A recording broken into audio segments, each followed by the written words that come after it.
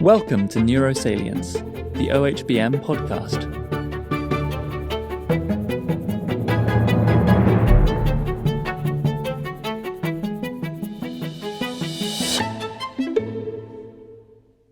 So, welcome everyone to the OHBM Neurosalience podcast live recording session.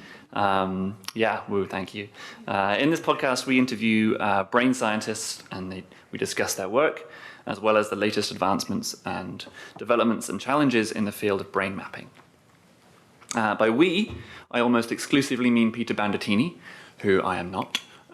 Peter unfortunately can't be at the annual meeting this year due to family commitments, so you have me instead. My name is Alfie Wearn.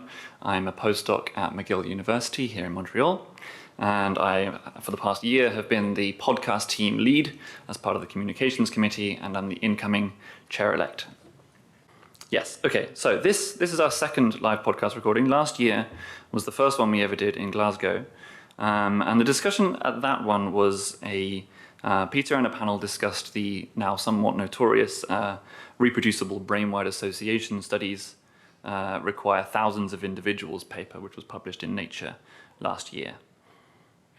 This paper left a mark on the field, and it led to many sort of often quite impassioned discussions. And many were left wondering what was the state of the field going to be moving forward, what would need to change, if anything. And it led many to sort of rush to defend smaller, more focused studies in human brain mapping. Today, we're taking the discussion slightly more to the opposite end of the scale, although in a related way. Instead of large studies of hundreds or thousands of individuals, what about those which aim to characterize variation in brain activity patterns at the level of the individual? Now, historically, learning from individuals has been extremely productive. In Montreal here, the distinguished Professor Brenda Milner, her studies on patient HM is a frequently cited example of this. Deep characterization of a single case study has led to the dramatically improved understanding of the cognitive neuroscience of memory. The earliest fMRI experiments from the early 90s by Ken Kwong and Nancy Kanwisher showcased very strong, bold responses to visual stimuli, flashing grids or faces, and they showed that in single subjects. But somewhere along the line, we have transitioned to fMRI studies that take a group averaging approach. Now, Evelina Fedorenko, in a recent report, sort of argues that this might have been due to the habits of neuroimagers who are used to working with PET data, where you can't study people repeatedly too much for fear of the ionizing radiation. And so you're limited to taking limited samples from individuals with PET data. But with a group averaging approach, individual brains are typically, you warp them to a common template, you may smooth them, after removal of artifacts of noise and so on, you average the bold signal across many people. And coordination of average activity between brain regions, it defines the functional connectome and to which region or node, to which network they all belong. And with this strategy, you can compare patients to healthy cohorts. But in performing analyses in this way, we are missing information about the idiosyncrasies of individual patterns of brain activity. Studies that contrast two populations tend to ignore considerable heterogeneity within each group. In the words of Larry David from Curb Your Enthusiasm, a good compromise is when both parties are dissatisfied. And in the same vein, an average of two or more brains may represent the brains of precisely no one. So some argue that those individual differences may be critical to improving our understanding of the human brain. But is all variation among individuals meaningful? Do we now all need to deeply phenotype every single one of our participants with 10 hours of resting state or scan time? And what actually are we trying to achieve here anyway? So I'm not going to talk this whole time. We have a panel of experts to discuss this who, given their recent publications, have thought about this quite a lot. So we have Ana Luísa Pinho, who is a BrainScan postdoctoral fellow at the Dietrichson Lab and the Music and Neuroscience Lab at Western in Ontario. Ana Luísa has worked on deep phenotyping of the human brain through the individual brain charting project, in which 12 individuals have been deeply characterized with a multitude of imaging contrasts and neuropsychological tests. We have Enrico Amico, who is the SNSF Abizzioni Fellow at EPFL and University of Geneva. Enrico has developed the field of brain fingerprinting to characterize new approaches of individual identifiability from functional connectomes. We have Emily Finn, who is an assistant professor in the Department of Psychological Brain Sciences at Dartmouth College. She has a 2015 paper in Nature Neuroscience, which really established the field, or was really remarkable in the field of brain fingerprinting, showing how individuals can be accurately identified from other people with their just their functional connectivity matrices. And finally, we have Tim Laumann, who is an instructor in psychiatry at WashU, St. Louis. Tim has played a key role in the dense sampling data sets such as My Connectome Project, Midnight Scan Club, so the repeated scanning and longitudinal monitoring of individuals. So thank you all very much for being here. I'm very honored to have you all on the panel. Thank you for agreeing to this. So that's enough for me, really. I wanted to start off, first of all, I've given you this very brief introduction, but I think it's better to come from your mouths, really. So for each of you has experience with this topic of individual differences. But you've taken slightly different approaches to it, and I think you all have different perspectives on what it actually means to measure individual differences. So if first of all we could just go to each of you and ask, what does it actually mean to you to measure individual differences, and what work have you done to characterize this? Ana Luísa, if we could go to you first. Hello. Thank you very much for the invitation to be here. Yes, so individual differences. It really depends on your research question at the beginning. So, from the cognitive neuroscience and the functional imaging point of view, I think that having individual variability in your study can be either desirable or not. So, for instance, if you want to access the profile of your neurocorrelates with respect to a specific psychometric or behavioral measure, it's really desirable to have individual variability. However, if you want to attain some generalization of cognitive processes at the population level, you really want the other way around. You want to mitigate this individual variability, and that's actually the point that I have been mostly focused in my past research. And with respect to that, I can probably point out two main aspects. One is a more empirical aspect related to design efficiency of behavioral paradigms, and also selection of the population that it's the target population of your study, and then the neuroimaging perspective, which is probably more the interest of the crowd here at OHBM. So starting from the first one, I would say that in terms of design efficiency, I would probably state that a way to go is to choose behavioral paradigms that rely as little as possible in overt responses. Because when we introduce overt responses, we are introducing somehow some level of idiosyncrasies related to either task implementation and some procedural details on the performance of the task by the participants. And for instance, a good example of a type of task that doesn't very much rely on overt responses is naturalistic stimuli. And in naturalistic stimuli, it's also quite beneficial not only to study low-level cognitive mechanisms, but also high-level cognitive mechanisms.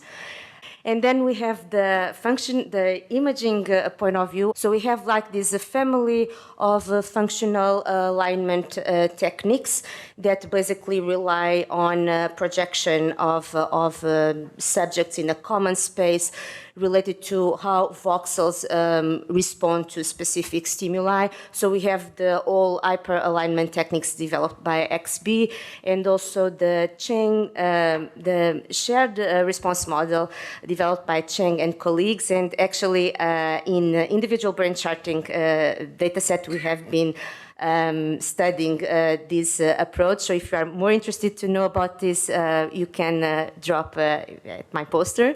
And all of this family of techniques have demonstrated to improve subject classification accuracy. Then there's also another aspect that actually benefits a lot from deep behavioral phenotyping techniques, which is we can actually study the stability of specific cognitive networks within sessions, across sessions within specific, within subjects, and understand what are the networks that are more stable or not. Okay, so there's lots of things there I want to come back to. You've got hyperalignment, you've got these differences between dual regression and Bayesian spatial, like for functional mapping of networks. So yes, we're going to come back to all of that as much as possible. First of all, Enrico, if you could tell us a little bit about your work in this field. Hello, thanks for the invitation, thanks for being here. Yeah, I mean, I got intrigued by this concept of individual differences when I started to look at this concept of the functional connectums, which is a matrix, is a map of the connections between binary region pairs, and is essentially a bunch of Pearson correlation numbers, usually ranging between -1 and 1. And yet, as Emily showed in her seminal paper, you could identify people just looking at this map of brain connections. So the analogy that I usually use to remember this in my head is, if you have this matrix, you can think of this functional matrix as a functional QR code. So every one of us has a specific conformation of white spaces and black lines going all around the brain. And this kind of conformation is somewhat unique. There's some shared variance, of course, but there is some unique conformation related to our functional brain. And what I usually do in my research, since I started in this line of work, is trying to question, trying to break our functional QR code. So what are the factors contributing to creating this functional QR code? Is it motion? Is it artifacts? Purely artifacts? Is it related to preprocessing? Is it related to the neuroimaging modality that you're using? Or is related to brain dynamics, the actual brain network dynamics that is somehow shaping this kind of conformation. And just to give you an example, I'm not going to take all the time on that, but in a recent work done with Dimitri Van de Ville and colleagues, we started to explore the temporality. I really wanted to break the QR code. So we thought, well, how many time points do we need to actually make this QR code appear or disappear? How long do people have to stay in the scanner to have their own unique functional signature? Do they have to stay 5 seconds, 10 seconds, 10 minutes, 2 hours? And so we started exploring the temporality of these in Human Connectome Project data, so healthy subjects. And we found a couple of interesting things. The first one is that you don't need to stay 2 hours to have a somewhat reliable QR code. 2, 3 minutes to 5 minutes is enough for Human Connectome Project data, so high quality, high standard data, of course. But then what was even more interesting was that using an approach that is pretty common in network neuroscience, which is called sliding window connectivity approach. So you're essentially taking a window from your acquisition of points, you're computing the connectome there, and then you slide the window and compute several. It's like you're taking different snapshots of the process as you go through the acquisition. And we try to do identification on these individual snapshots, and the time scale of the process was the window that we were using. So we were throwing a certain number of points, we were creating the connectome, then we were doing this again with a slightly larger window. So we were putting more points into the game, and we were keeping going to go there and to explore the time scale of the process. So we wanted to break the QR code. So we were putting a ridiculously low number of points so that you cannot see anything.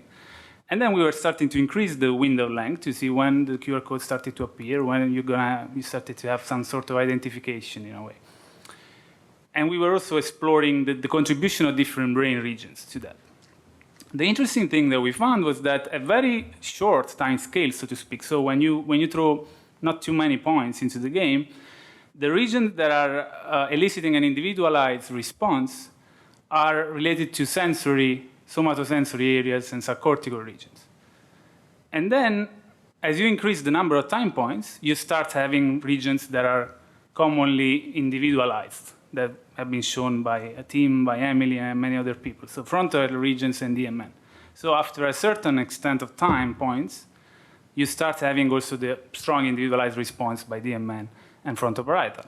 And this was intriguing to us because it was kind of a hint that there is a temporally fluctuating features of fingerprint that is related to the brain network dynamics, to the information content. So this long range, slow range information content that you can pick up with this analysis.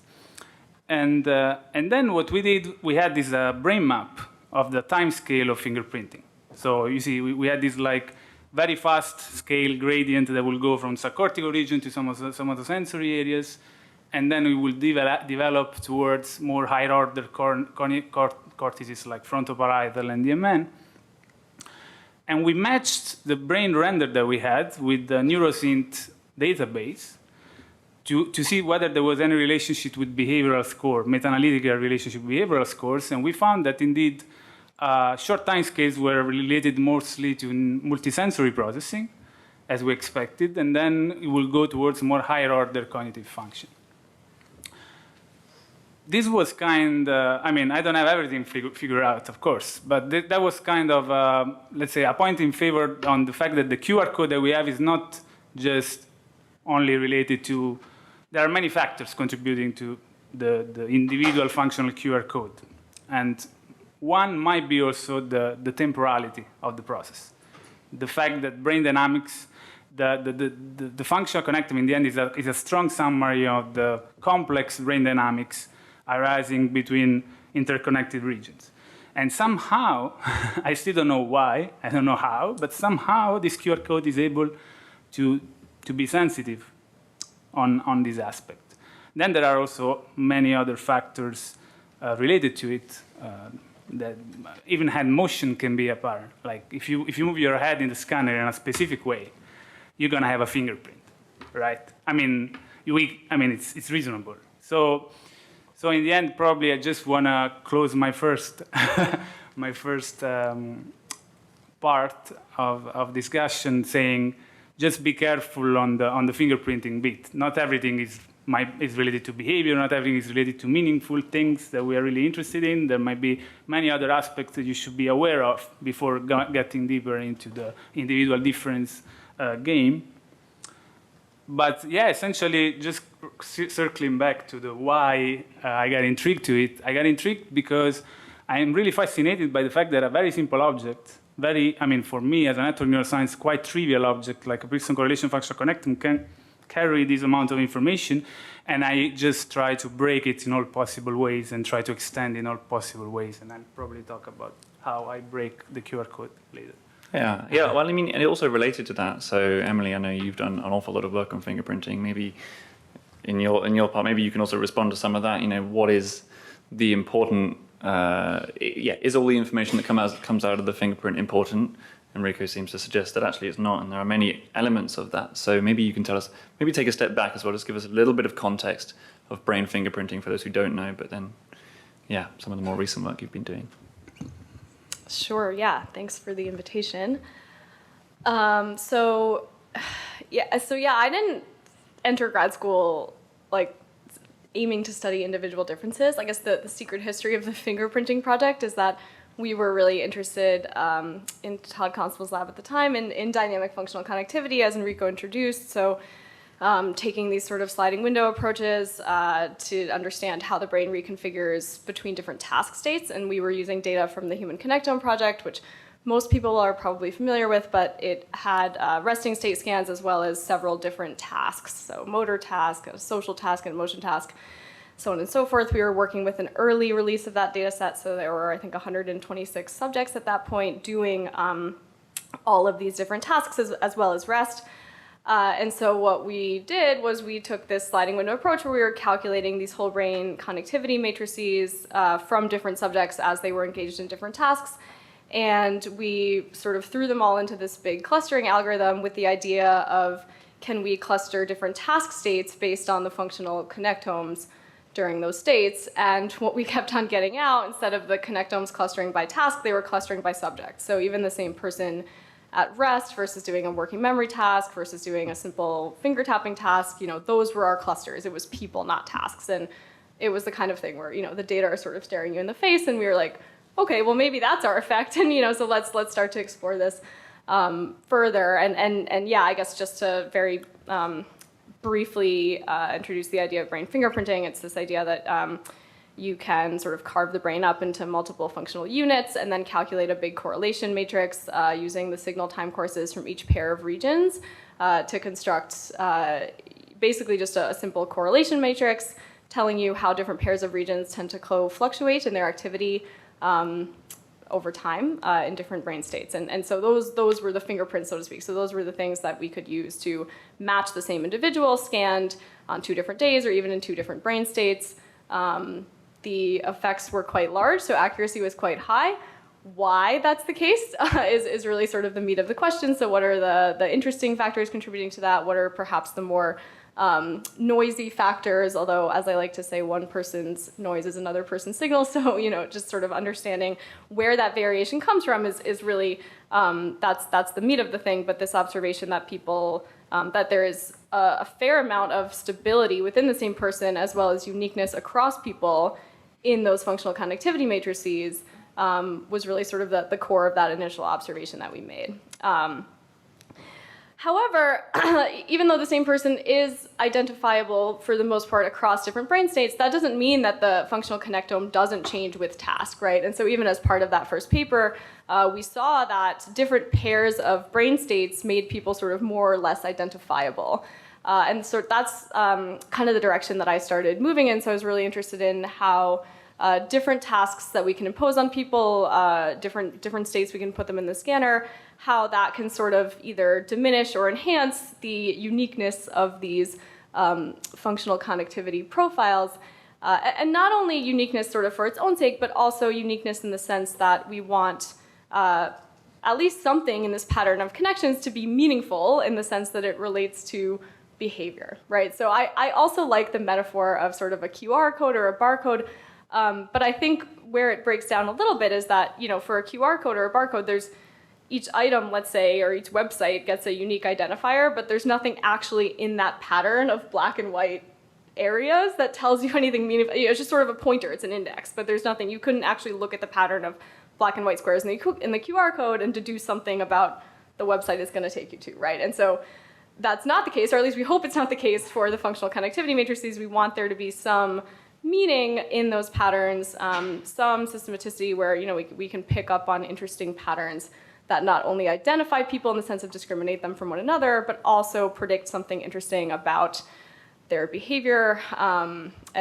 that's true, on a sort of trait level across people, but also perhaps within subject fluctuations in their connectome, how that relates to within subject changes in behavior or development and so on and so forth. So yeah, a lot of the work that I've been doing since that early paper has been exploring other brain states that may even enhance our ability to detect these fingerprints, but even more so to predict behavior, to understand sort of why, like what are the consequences of this functional variation for variation in behavior. Awesome. Yeah, so again, I want to come back to a couple of things there. One message from that really is how I like that you got into it because you followed the data, right? And you're like, okay, this is interesting. This seems to be a good question. Let's go that way. So you don't, just if you've got your ideas and you just want to follow those, but the path seems to be going a different way. I think that's just a good message generally. And how, the usefulness of this is an important question. We're going to come back to that, but I always like to think of it like a real fingerprint, right? It may be unique, but actually what does that tell you about behavior? It doesn't tell you anything, but hopefully these brain fingerprints are a bit more useful.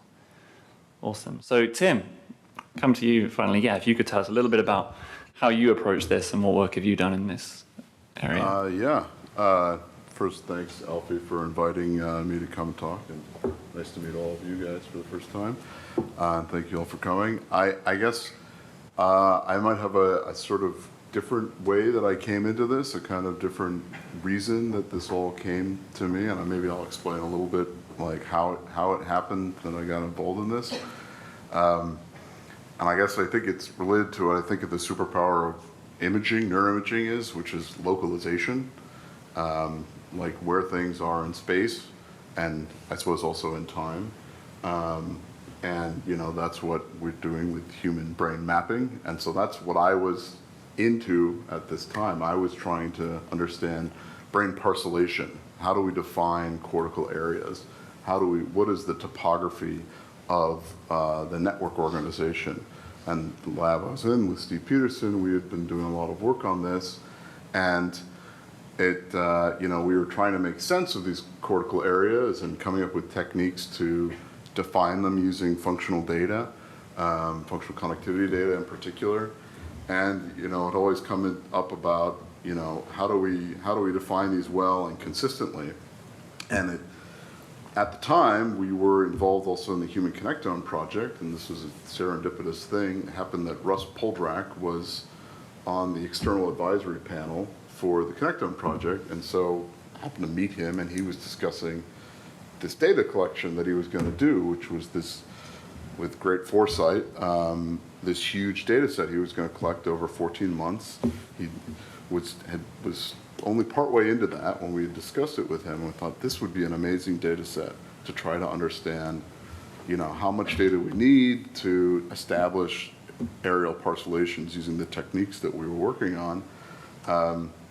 And the brain mapping problem is really interesting because it's not like typical mapping in that, like map of the Earth, there's only one Earth, but there are 8 billion people, and so we have to make a map that actually reflects each individual in a way. And so, but to speak with each other and have a common reference and a common frame of discussion, we come up with all these strategies to align things together, and so we can communicate with each other. But that always comes with the compromise, is that if we're looking at any given person, we're going to be in tension with whatever that common reference is, because it's not going to apply exactly to your person. And the example you gave at the beginning, Brendan Milner's work on HM, like that was always at top of mind for thinking about that, and Nancy Kenwisher's work too. So what really, when I grokked this, I wasn't sort of thinking about all that. So obviously was, finally we get all Russ's data, and I'm trying to do parcellation, and we had a sort of standard, I had like a template in my mind of what does it look like? I already knew, people in the lab had done work, these are the networks, these are the, the systems we think we're going to see, and we have these ways of looking at the maps and seeing the connectivity map, and it's got a characteristic pattern. And I'm looking in Russ's data and sort of marching along the brain. That's with the area parcellation, the strategy is you're looking at changes. And, I remember it vividly. It was like medial prefrontal cortex, there was a spot, and the map that I saw on Russ was just completely different than what I expected. It was, and I was like, this doesn't make any sense. And I think Steve yelled at me about it, and we had we argued about it, and he's like, what are you doing? It's all this methods or something. But because of the data set that Russ had collected at that point, which was over 800 minutes of data, we couldn't hide behind, well, we haven't sampled this correctly. We don't know. It was there every time you looked. And so it was just clear, we're missing something here. This other way that we had been collecting and describing these systems was not getting the true picture of what any person actually looked like. And so that was when it was like, okay, we have to turn everything around, the way that we collect the data, the way that we approach it, the way we make sense of it. This maybe it's going back to the old way, and in the middle we had we got convinced that that we had to do it a certain way. But it then opened up this possibility of, well, the brain mapping we've done so far is actually, it's not right, and it's incomplete. We are not at the end of figuring out the neuroanatomy of, certainly functional neuroanatomy of the brain. And so we did the My Connectome project and showed these kinds of observations, and then it was part of that, actually, it was needing to, we had the one subjects and we needed one other one, and actually the first MSC subject, Midnight Scan Club subject, so to speak, which was with Nico Dozenbach and Steve Nelson and Adrian Gilmore and others. We conceived of this, well, we showed it in this one person. Is this just, is Russ just a weirdo? Are there something wrong with him? But like, is this something we see in everybody? And so we actually there was a second person, it was Nico in that first paper, and that was the first Midnight Scam Club subject, where we wanted to now replicate kind of what Russ had done and see, okay, can we see this across a lot of people? And it was called the Midnight Scan Club. For those who don't know, it's for monetary reasons, which was that the scanning costs, $600 for an hour, but after 11, it was $50. So we could get, for the same amount of data, because we wanted to get these huge amounts of data, we could just bring people in at night, and then we can scan them repeatedly over and over and over and get all the data we wanted. That's why it was the Midnight Scan Club. It was a way of also motivating people, because grad students, they're only people who are going to be awake at those hours and willing to participate in something like this. And so what became clear, getting that data set, is that this was not unique to Russ. This is something that every person has these, if the Earth had continents and countries, the boundaries are different in each individual. And that's not a problem we deal with outside of the political realm, I guess, in the Earth. But in humans, it's different for every person. And that was just clear from that data. And what we found is, as we looked more and more at those details, at like what were the things that we had not been describing accurately before, it revealed all of these observations that we were underrepresenting and actually misunderstanding some aspects of brain organization completely. And I think that project is, it's carried on for basically 10 years since then. It's repeatedly, the more you look at this, if you get these kinds of data sets, you will see different things than maybe what we thought we knew. And there are other ways in which those kinds of data sets are really valuable, because they lead to, the within subject kind of analyses, looking at state changes, looking at interventions where you're actually looking at the person and themselves over time. And so the paradigm shift, I think, it applies in all these different ways that allows us to actually continue the project of brain mapping in maybe the way that it's always been done, but I think because of the constraints of imaging and the incentives and the way it was set up, it was hard to do it this way. And so hopefully more and more folks will try to do it this other way now, because I think it's the way to do it. Awesome. Thank you, Tim. So, just to maybe take a step back and just very broadly, I think you touched on it quite a bit there, but I think the ultimate question is, why is this important, right? You've all done lots of work on this, and you've all taken these different approaches and thought about it deeply. But, what benefits is looking at brains on the individual level going to afford us? Surely if, playing devil's advocate here, if our goal is to find patterns in a study sample that applies to the general population, why does it matter? Why does it matter what that individual looks like? What are the main benefits that we're going to get from studies like this for everyone? Really, this is broadly. I guess I can take a crack at that. I think for me, there's always been kind of two main motivations why it's important to look at individual differences.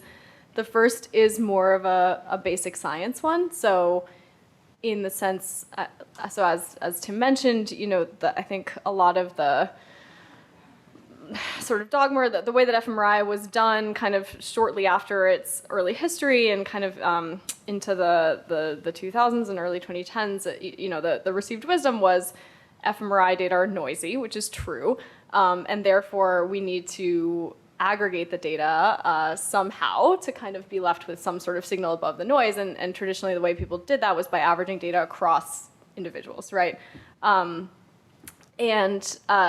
That's fine, and I think there are a lot of commonalities across people, and so understanding something generally about how the brain works, the general blueprint of the brain is laid out is valuable. But at the same time, there's no such thing as an average brain doing these cognitive tasks, these amazingly sophisticated things that we can do with our brains. And so I think looking within individual brains at function under different conditions, if we can sort of map a cognitive process, let's say, or some kind of thing that we're actually implementing with our brains, it's those things are happening within the level of individuals, right? So I think it's important to get a more sort of rigorous and nuanced understanding of cognition itself if we can actually map those elements to processes within an individual brain as it's engaging in this behavior. That's sort of that's ultimately what we want to get to. Because we know that's actually where it's occurring. It's not occurring in this sort of mythical average brain, right? So I think there are sort of, basic cognitive neuroscience reasons to care about individual differences. And then, of course, there are potential practical applications that I want to be careful. And, I don't think, I think we still have a long way to go before these will be possible. But I think a lot of the goal behind the work that many of us are doing is that we hope that one day it will be relevant to some sort of real world clinical, perhaps educational or other sort of situation where we want to be able to use brain imaging as a tool to understand, who is most at risk for developing a psychiatric or neurological disorder, and have that be sort of another piece of the puzzle for identifying people, treating them. And, we know that there is rich individual variability in who becomes ill and when and how and why. And so from a clinical standpoint, it doesn't make sense to have someone walk into a clinic and have to average their data with a bunch of other people. You want to be able to develop markers that are sensitive enough at the individual level to be able to have a meaningful impact on some sort of real-world situation. So I think that's the practical kind of ultimate goal that hopefully we'll get to at some point. I 100% agree with all that, and certainly the myth of the group average brain still holds strong. The other example that I think is very instructive, again, going to patient HM, which was brought up to begin with, and this was a motive for us certainly very early on, is thinking about unique or rare individuals. Often a lot of the insights that we've learned from neuroscience have come from very special cases. It's, there is getting an understanding of what's generally common across all people, but it's actually difficult sometimes to discover what are basic mechanisms in brains without deep dives on individuals. And so as an example of that, a study we ended up doing much later after collecting the data, and it was clear that getting these huge data sets was really the only way we could do this kind of study. Is there's not going to be a reference for certain people. In the case I'm thinking of, we had an individual who had perinatal strokes and had lost a third of his brain on both sides of both hemispheres, but nobody knew until he was 13 years old, because he was going around the world and was fine and been in school and all of this, and it was much later, and it was until somebody did an imaging of his brain, and oh my God, you're missing a third of your brain.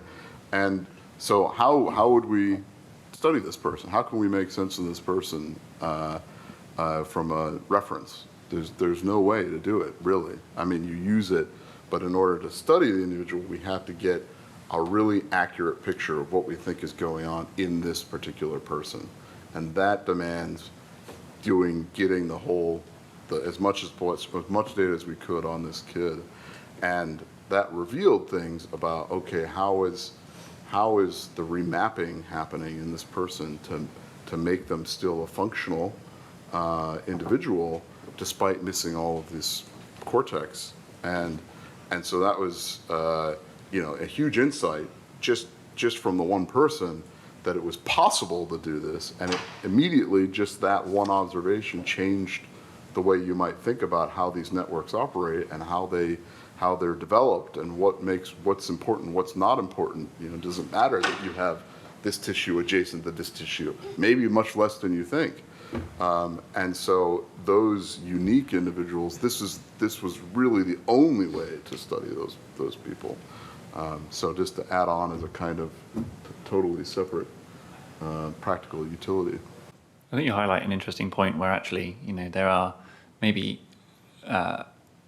different disorders may also benefit from this to varying degrees. A lot of my work is with Alzheimer's disease, which varies a lot among individuals, but there is still a sort of sequence of events that occurs, whereas in something like traumatic brain injury or certain strokes, you may have much less commonly classified patterns of atrophy or damage, and then you really need to know how is it affecting this person, right? And you can't, I have less expertise in this, but maybe it's more difficult to average patients who have had a head injury than it is to average people who have a certain disease that follows a pattern.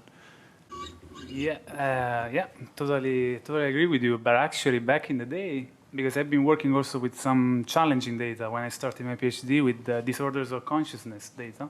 So people in vegetative states, minimally conscious state. And I remember that at the time we were doing group averages of things because we didn't know that we were losing meaningful information even from individual patient information. And you know how challenging clinical data are.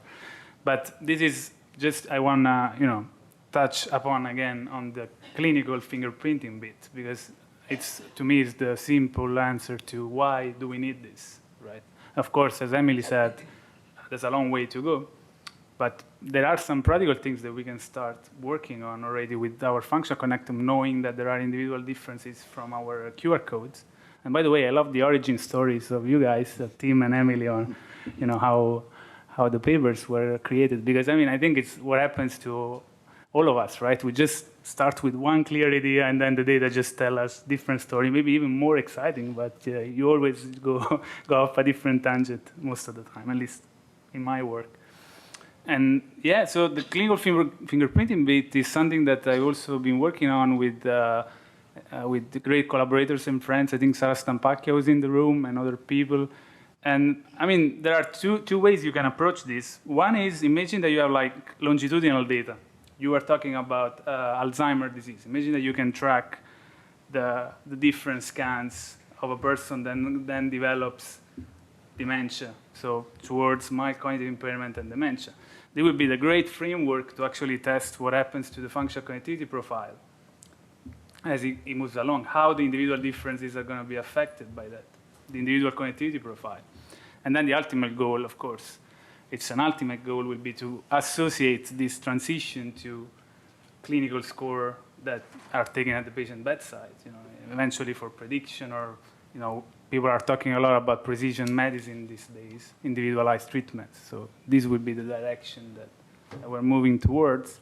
Another option is also to use the connectome as a distance matrix. So if I'm a patient, any kind of patient, Parkinson's disease, Alzheimer's, stroke patient, how distant I am in terms of my individual features with a standardized healthy group of reference. So this is like kind of tweaking or extending, relaxing, if you will, the concept of fingerprinting, but can also be useful if you really want to know how far you are going into the neurodegeneration in terms of functional connectivity pattern. And then, we also have a project, you mentioned stroke. I have an ongoing project with longitudinal data in stroke patients, which is also, as you pointed out, it's pretty striking how the brain reconfigures after a stroke. And it's not as trivial as it seems, because many things happen after 1 month, 6 months after a stroke. And it's a very simple concept, but you can be creative in so many different ways. And also, if you are not really into fMRI, which, it's a safe space here, just so you know, fingerprinting works also if you use MEG or EEG data. So if you want to play with this concept of functional connectivity profiles, individual functional connectivity profiles, you can use EEG or MEG independently.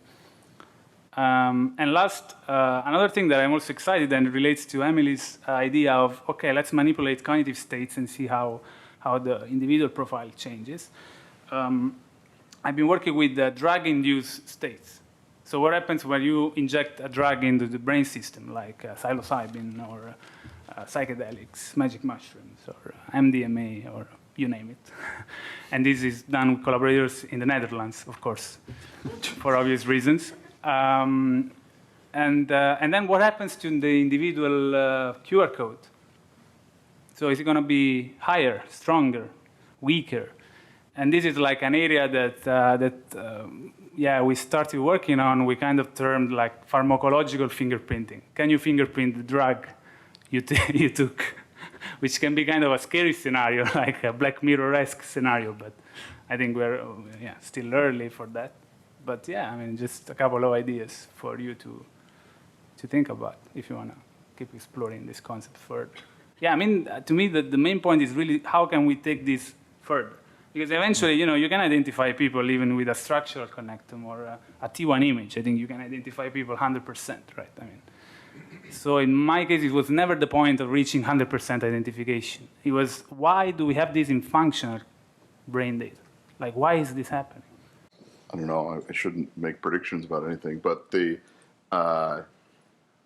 about how this stuff will apply in the clinical context, I mean, I think I'm still hopeful about the possibility of if we kind of give it the best college effort we can to get as much data as we can and see can we actually see different things about individuals with various neuropsychiatric issues. That'll be great, and come up with new models of things. But I think probably where these kinds of things will sooner come to fruition, and to some extent already have, is with this localization. Right. That allows us, if we're using functional imaging, it turns out that structural imaging does not get us to localizing what's going on, what's wrong with a lot of different things. I mean, in certain kinds of issues, strokes and tumors and other neurological issues in particular, that might be very revealing, but we know that it actually doesn't tell us the whole story. And so I think the possibility of using individualized, accurate localization for saying this is the part of the brain that we need to do something to intervene on is going to be the soonest application of this. And it's already, people are using this kind of thing for transcranial magnetic stimulation.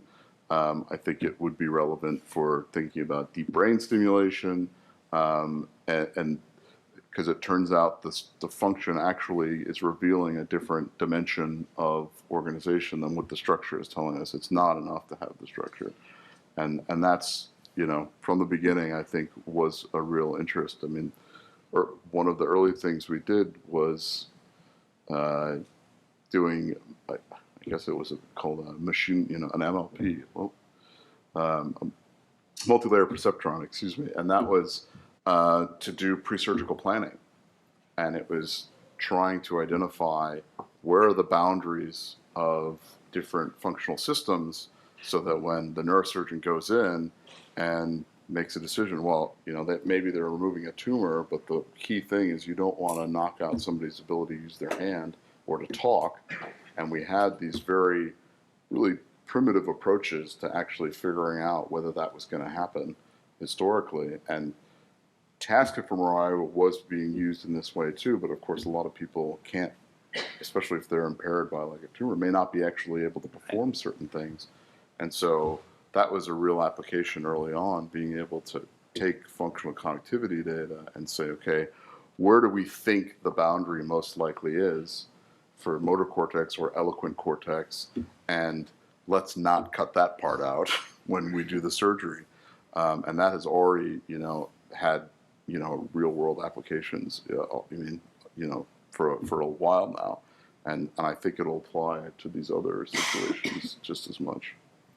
So then, you say that with the structural imaging, maybe that's not enough, but to what extent do you think some more advanced, more detailed structural imaging might take you a step closer with just structural imaging? So, for example, if you do higher resolution cortical myelin mapping or something like that, maybe do those boundaries align better with the individual functional boundaries that you see? And so maybe we just need different types of data in order. So this, okay, I guess this comes back to the alignment problem, right? Where at the moment we align brains just based on macrostructural, like sulcal patterns and things like that. And when you squish brains like that, clearly that's not enough detail. But if we incorporate other modalities, either a functional connective information or just information about myelin mapping or certain gradients along the cortex, would that help using different data to align the brains? Absolutely, and we saw the cool lecture from Hung Kui on Saturday. That was there's all these other sources of really detailed gene expression that might help us differentiate different parts of the brain that might relate more directly to what we're seeing as a function. So it's conceivable, though I guess point out on the parcellation front, what's really interesting, for instance, is the architectonics along, say, primary motor cortex.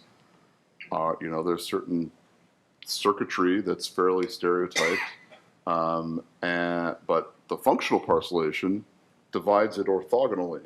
The Brodmann area is from along the sulcus and BA1, 2, 4, but if you look at foot, hand, mouth, it's ventral to dorsal. It's completely the other way. So you can have a similar structural architectonic or circuit, and the representation of function is completely different. So there may be something that some flag of that at the level of the cell maybe that might get us there, but I don't think we're anywhere near that in the technologies so far, certainly in living people.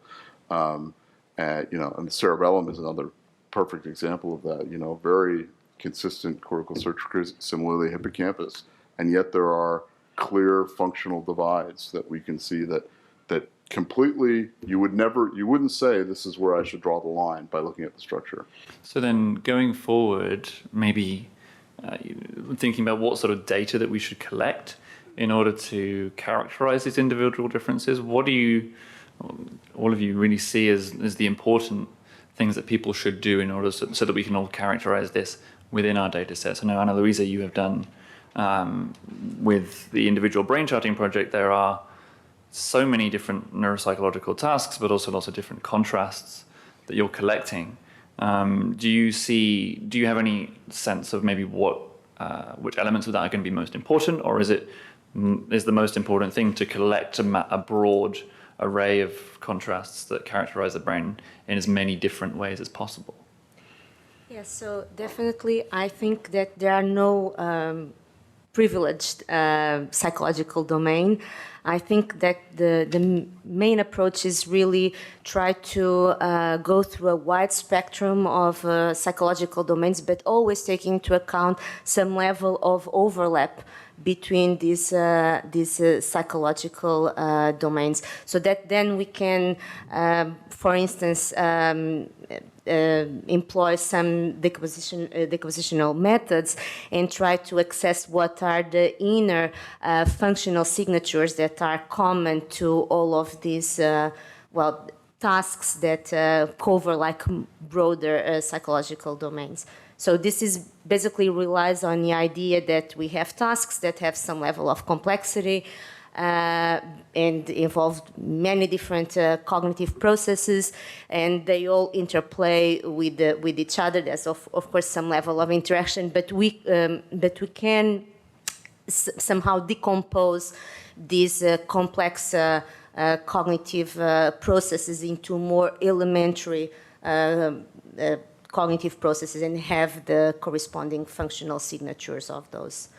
And I would say that in terms of analyzing, for instance, stability of functional networks, even at the individual level, and actually understanding what are the features that are shared across individualized functional networks, definitely we have to take into account this approach of going through a wide array of cognitive domains, but bearing in mind that there must be also some level of overlapping between them. So then, okay, so I guess that's one strategy, right? I've heard it described as the difference between deep phenotyping studies versus dense sampling studies, right? So clearly, a variety of tasks that all measure, or many of them measure overlapping variants, and you can triangulate on actual latent features.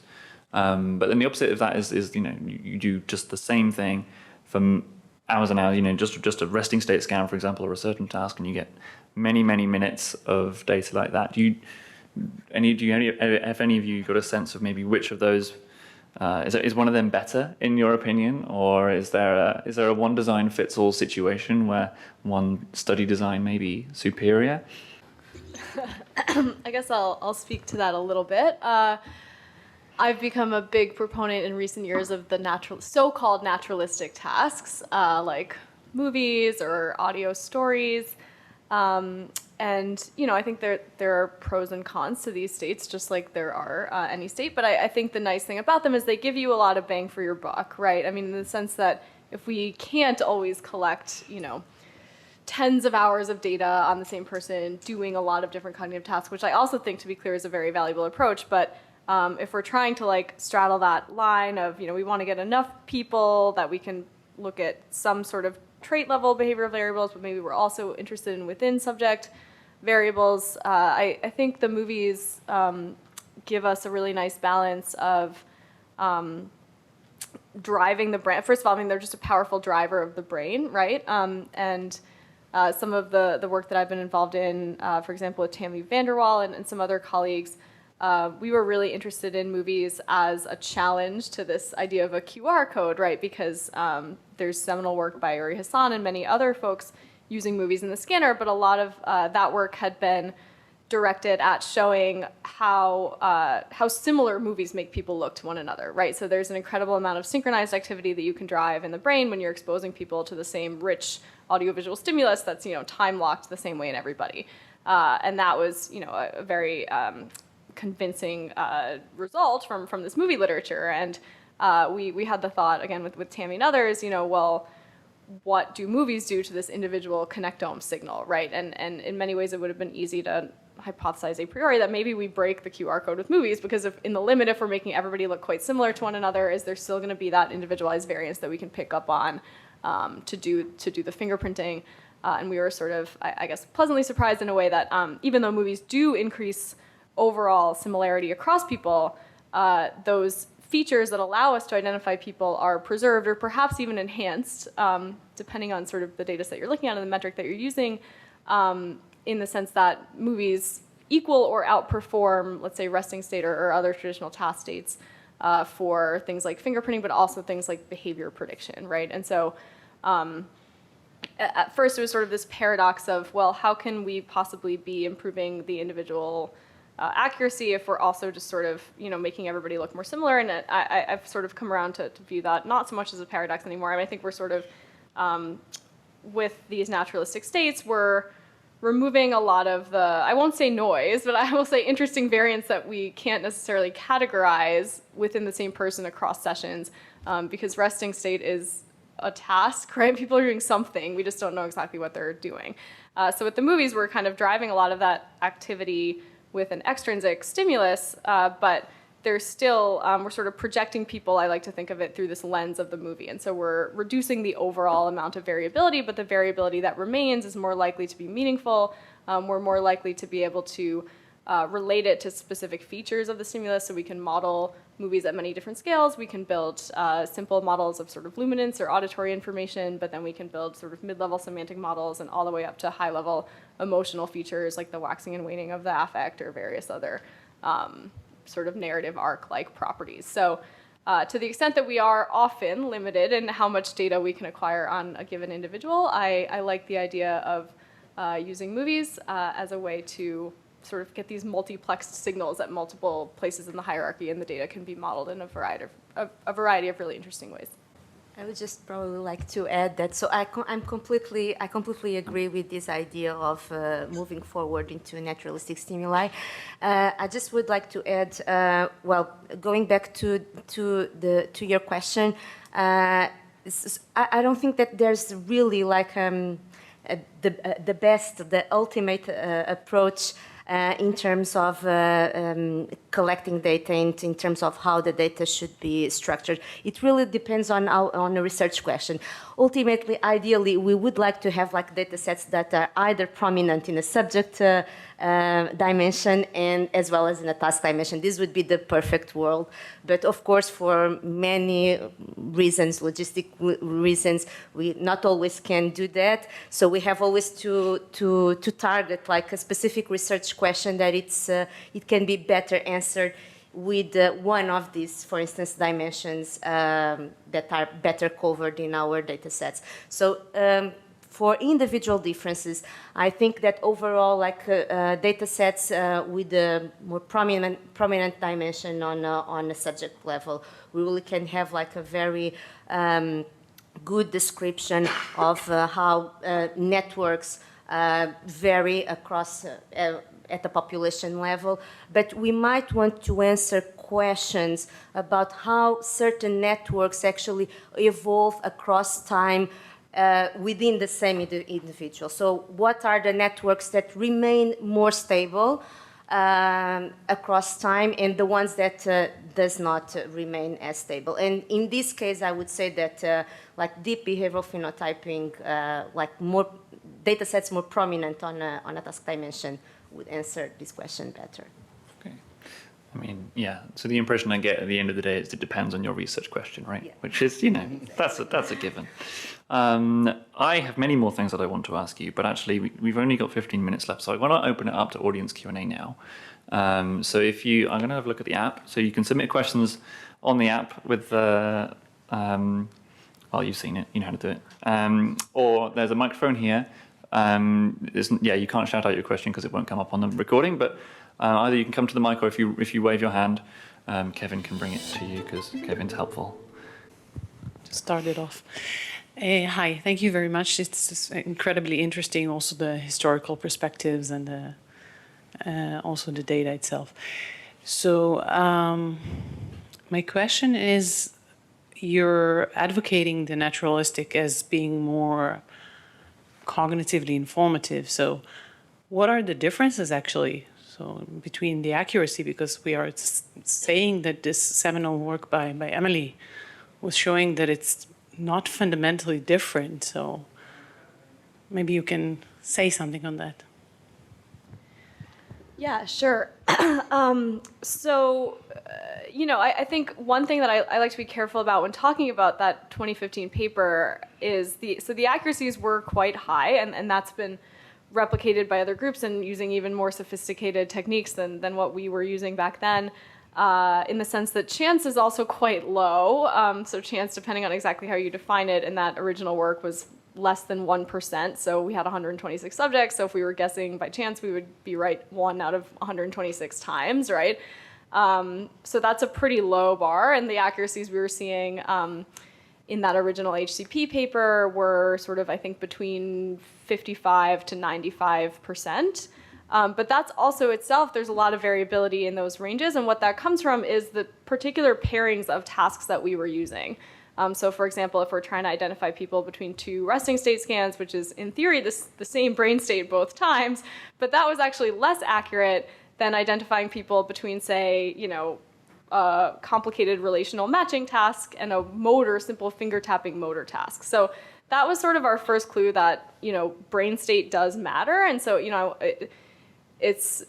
we tried to be sort of careful with how we talked about and interpreted those results, because even though in one sense you can think about those results as turning the typical fMRI paradigm on its head, in the sense that, I think for much of the early days of fMRI, we thought about our tasks as the primary manipulation, right? We are imposing a task on people, we're going to see changes in brain activity. Those changes are going to be at least somewhat consistent across people because that's how we do our statistics, so on and so forth. What we saw in the 2015 work and what other groups had seen before and after that too is a lot of the manipulation just comes from being who you are, right? And so we can impose tasks on that, and that does shift things around, but it doesn't make you necessarily look like somebody else. So, Katerina Katan had a nice paper sort of specifically quantifying the amount of variance associated with these sort of like shared group factors, individuals, tasks, and then interestingly, individual task interactions, right? So I guess the point that I'm trying to make is you can very much have sort of impressive accuracy with respect to chance level when you do these fingerprinting studies, but we also see a lot of variation around that high accuracy depending on the particular brain state in which we're acquiring this data. And so I guess, specifically with the movies, we were seeing, I mean, all of the accuracies were high, but I think numerically, we were seeing up to even 100% accuracy in that 2017 paper with Tammy Vanderwall between even two different movie scans, and the rest to movie accuracies were kind of in the 60, 70% range. The piece that I'm actually even more interested in is the behavioral prediction piece. So we did another project using the movie watching data from the HCP project, which was a smaller data set, but we were sort of directly comparing behavioral predictions generated for movie watching connectomes to those generated from resting state connectomes. And there it was sort of interesting. So it depended on the particular movie clip and the particular movie content. But if I'm remembering correctly, I think we were getting correlations between predicted and observed behavioral scores around 0.4 was kind of the best we did with the movie clips, but the best we were doing with rest was more like 0.2 or something like that. So, I mean, obviously the particular effect sizes are going to depend on the data set and the individuals and the behaviors that you're trying to predict and so on and so forth. I've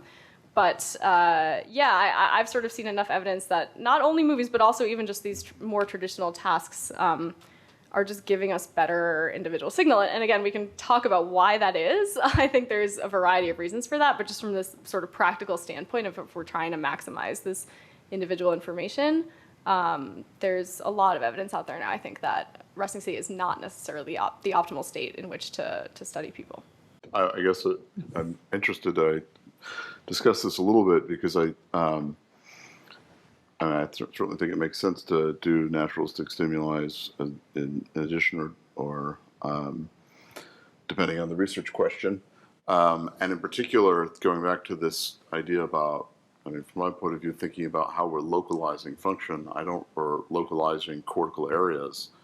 I think that ability to do things like that is much less dependent on the task you're talking about. If we're saying we're going to be able to get some sort of understanding of where things are along the cortex, that is a different kind of question than, is the signal I'm seeing maybe a proxy for some sort of perceptual response that may make it more predictive for whatever reason. If I am a high anxiety person and I watch an emotional thing that stresses me out, maybe I get a stronger signal than the next person who's less so. And so the bold is reflecting maybe a sort of proxy of that behavioral experience, which is why it might be more predictive of something like anxiety directly, which has less to do with how we're localizing functional organization or understanding how the brain is mapped. So that just is highlighting one way in which you could look at this or have a completely different goal in mind for what it is you're getting at. So just that makes. Yeah, agree. So I think there was one question here, and then I want to go to a question on the app. There's some good questions on the app. This is all very interesting. And Tim, but other people too, you brought up motor quite a bit. And so it makes me wonder, to what degree, what is the spatial dimensionality of the individual finger tap? Because, and I think if you start from the center out in the brain, one would expect that the most homogeneous thing, at least in the cerebral cortex, would be primary motor, primary sensory motors is often lumped together, so around the central sulcus, and then diverging like more as you move anterior and posterior. So I'm wondering to the degree to which the individual fingerprint is, one would, I imagine, then maybe hypothesize that there would be less variability and less within, within primary sensory motor, and that the individual fingerprint would be more predictive, that you would get your QR code, so to speak, more based on what you were seeing in dorsolateral prefrontal, whatever, other other more higher order regions. So I wonder if anybody, I mean, I sort of addressed it to you, but I really am addressing it to everybody. So what people's thoughts on that? Okay, I have a number of different thoughts on that. Yeah, so I think, yeah, so I mean, what we've seen is, I think has been mentioned, is certainly that what's interesting is actually within individuals, usually the largest variability is in primary motor and sensory regions. And I think that probably is most likely related to things like arousal effects, which are localized in those regions, in particular visual regions and motor regions and connectivity between them, at least when we're talking about functional connectivity. And so if you look at, I mean, the data just says, you know, session to session variability within a person is usually is loaded on that part of the brain, whereas cross-subject variability is loaded on those frontal and parietal systems. You bring up the motor strip, and obviously this is very recently just a super interesting topic for my collaborators in WashU, and that we have a really neat paper about the homunculus, and the point I would make there is that we might have expected that all of that. That the primary motor cortex would be just about simple things like motor, finger tapping. But it seems that when we look with these in more detail, there's connectivity within the motor cortex to higher order functional areas, which was somewhat unexpected and has changed certainly my view of how we define that linear pattern of the homunculus. So I have to plug that. I mean, Evan Gordon is the lead on that. I don't know if he's presenting at this conference, but definitely check that out. It's really cool. Yeah, so I could say that for the people who want to say more. Yeah, I can probably add to that it's true, like theoretically you would expect that if you perform like a very constrained task, like finger tapping or like something very simple but very constrained, you would say, okay, everybody's doing the same thing. We all have like higher increased share variance. On the other hand, and I also found what Emily found in naturalistic task, I found it in MEG fingerprinting. You have sometimes in specific tasks, I don't know about the motor, I haven't tested the motor, but sometimes you have like higher similarity with the others because you are doing a naturalistic task or an auditory task, but at the same time, the individual differences are also enhanced, so that you get still a very high individual fingerprint in those tasks. And I kind of relate with the concept that Emily was making of you are putting them into a lens. You are not destroying individual differences, though. Like, they are constrained, but somehow the individual differences are still there. Sometimes they are even more enhanced.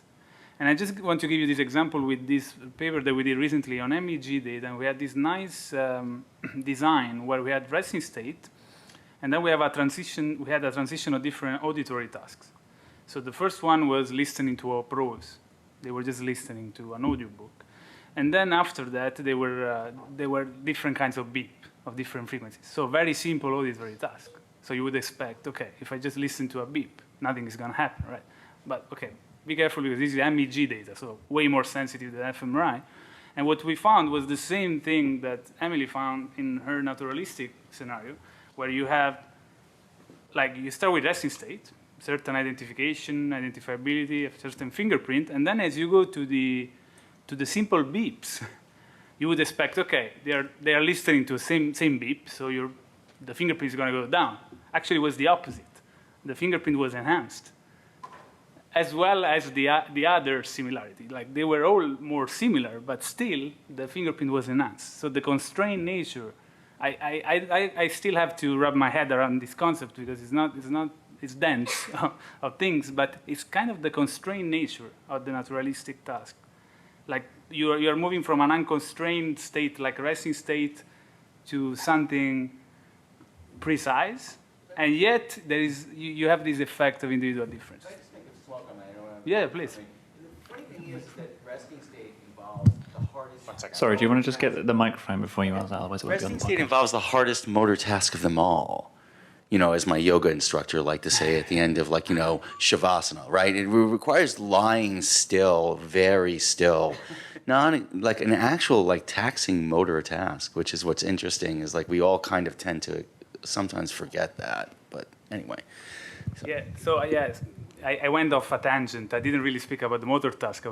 But to follow your line of thinking, it would be interesting to see how sensitive, and I don't know if with fMRI data you can pick it up, because sometimes you need more sensitive measurements maybe to pick these individual differences up from this kind of systems. But it would be interesting to see in different kind of motor tasks, different level of constraints or different level of difficulties, what happens if you still get this enhancement together with the similarity, increased similarity.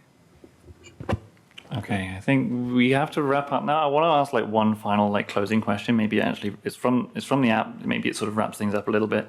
But really 20 seconds or so each, maybe, if possible. Tim, you alluded earlier to this mythical average brain.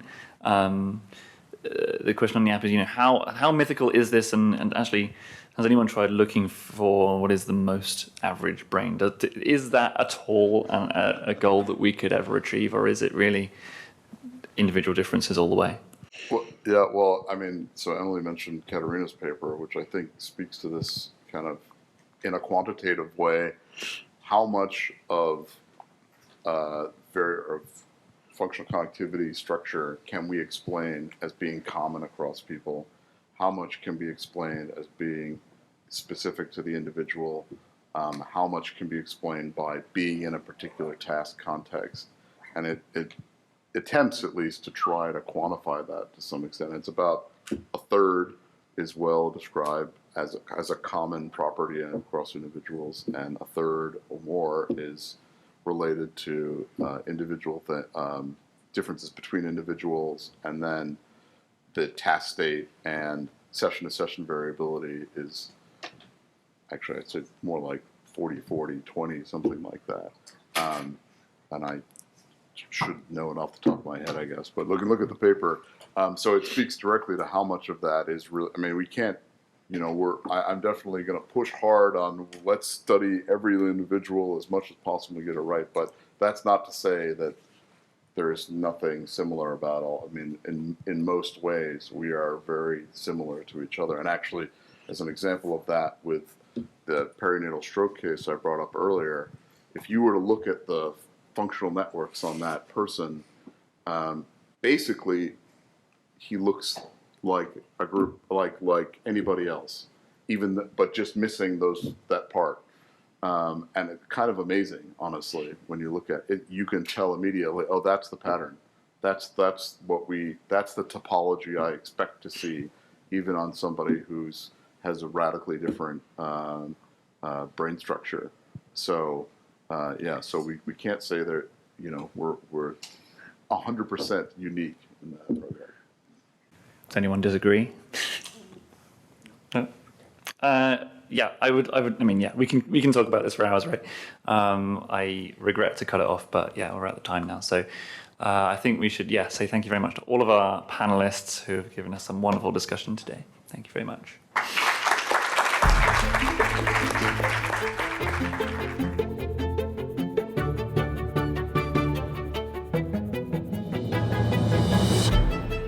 Neurosalience is brought to you by the Organisation for Human Brain Mapping. This week's episode was produced by Alfie Wearn, Faruk, Gulban, and Jeff Mentch.